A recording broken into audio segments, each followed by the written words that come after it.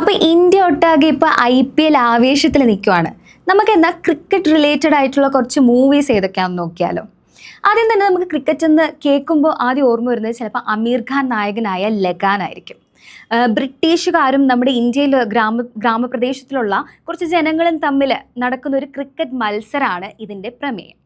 അതുപോലെ തന്നെ MS Dhoni the untold story, അത് നമ്മുടെ MS ധോണിയുടെ റിയൽ ലൈഫ് സ്റ്റോറി ബേസ് ചെയ്തിട്ടുണ്ട് ഇറക്കിയൊരു മൂവിയായിരുന്നു. അതുപോലെ തന്നെ റിയൽ സ്റ്റോറി ബേസ് ചെയ്തിട്ട് സച്ചിൻ്റെ മൂവിയും റിലീസായിരുന്നു.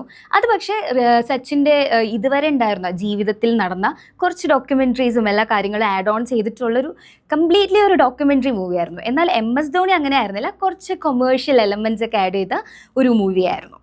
അതുപോലെ തന്നെ ഹിന്ദിയിൽ നിന്ന് മറ്റൊരു മൂവി നോക്കുകയാണെങ്കിൽ 1983, നമ്മുടെ രൺവീർ സിംഗ് ആണ് അതിനകത്ത് കപിൽ ദേവിൻ്റെ വേഷം ചെയ്തിരുന്നത്. ദീപിക പടുക്കോണായിരുന്നു നായിക. നമ്മുടെ ആദ്യമായിട്ട് നമുക്ക് ഇന്ത്യക്ക് വേൾഡ് കപ്പ് ലഭിച്ച കഥയാണ്, അതിൻ്റെ റിയൽ സ്റ്റോറി ആയിരുന്നു 1983. ഇപ്പോൾ 1983 എന്ന് പറയുമ്പോൾ നമുക്ക് അടുത്ത ഓർമ്മ വരുന്നത് നമ്മുടെ മലയാളത്തിലെ 1983 ആയിരിക്കും അല്ലേ. നമ്മുടെ നിവിൻ പോളി നായകനായി എബ്രിഡ് ഷൈൻ ആയിരുന്നു ഡയറക്റ്റ് ചെയ്തത്.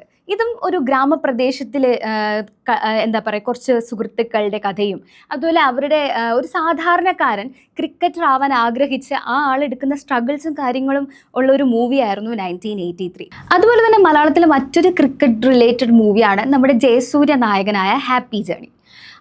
ബ്ലൈൻഡ് പേഴ്സൺസിൻ്റെ ക്രിക്കറ്റ് ടൂർണമെൻറ്റിൻ്റെ റിലേറ്റഡ് ചെയ്തൊരു മൂവിയായിരുന്നു ഹാപ്പി ജേണി. അത് ഭയങ്കര ഒരു ഹാർട്ട് ടച്ചിങ് മൂവി കൂടിയായിരുന്നു. ഇനി മലയാളത്തിൽ നോക്കുവാണെങ്കിൽ നമ്മുടെ ഫഹദ് ഫാസിൽ നായകനായ ടൂർണമെൻറ്റാണ്. IPL പോലുള്ളൊരു വലിയ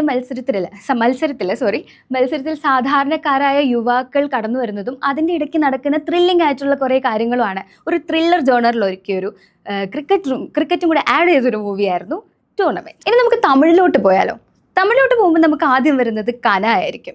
നമ്മുടെ ഐശ്വര്യ രാജേഷ് നായികയായി അഭിനയിച്ച വിമൻസിൻ്റെ ക്രിക്കറ്റ് ടൂർണമെൻറ്റും അതുപോലെ അവർ അനുഭവിക്കുന്ന സ്ട്രഗിൾസും അവരുടെ സ്വപ്നങ്ങളും റിലേറ്റ് ചെയ്തുള്ളൊരു മൂവിയായിരുന്നു കന. ഇതിനകത്ത് നമ്മുടെ ശിവകാർത്തികേയൻ ഒരു നല്ല വേഷം ചെയ്തിട്ടുണ്ട്, കോച്ചായിട്ടൊക്കെ വന്നിട്ടുണ്ട്. സോ എല്ലാവരുടെയും ഫേവറേറ്റ് മൂവി കൂടിയായിരിക്കും കന. അതുപോലെ തന്നെ തമിഴിലെ മറ്റൊരു മൂവിയാണ് ലൂബർ പന്ത്.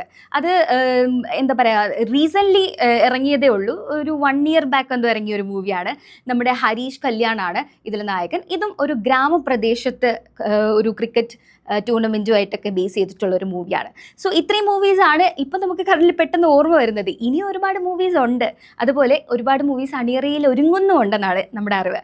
അത് നമ്മുടെ കോഹ്ലിയുടെ റിയൽ സ്റ്റോറി ബേസ് ചെയ്തിട്ടുള്ളൊരു മൂവി ഒരുങ്ങുന്നുണ്ട്. അതുപോലെ യുവരാജ് സിംഗിൻ്റെ റിയൽ സ്റ്റോറി ബേസ് ചെയ്തിട്ടുള്ളൊരു മൂവി ഒരുങ്ങുന്നുണ്ടെന്നാണ് നമ്മുടെ അറിവ്. സോ നിങ്ങൾക്ക് ഏത് ക്രിക്കറ്ററിൻ്റെ റിയൽ ലൈഫ് സ്റ്റോറിയാണ് സിനിമയാകാൻ താല്പര്യം? So for more videos watch these studios.